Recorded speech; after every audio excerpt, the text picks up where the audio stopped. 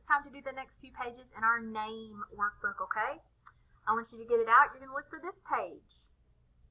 It says, my name has different letter shapes. If you look at my name, some of the letters are tall, especially if they're an uppercase letter.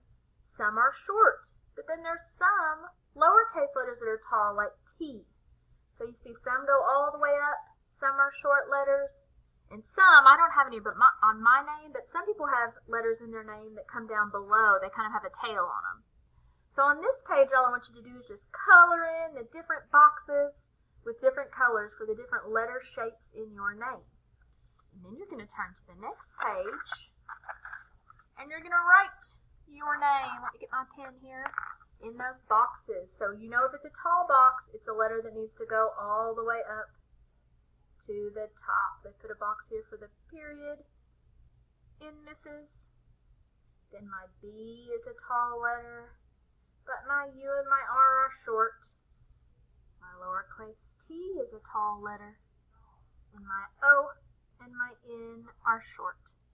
Okay, so you're going to fill in your name in the boxes. If it's a tall box, that means the letter needs to go all the way up to the top.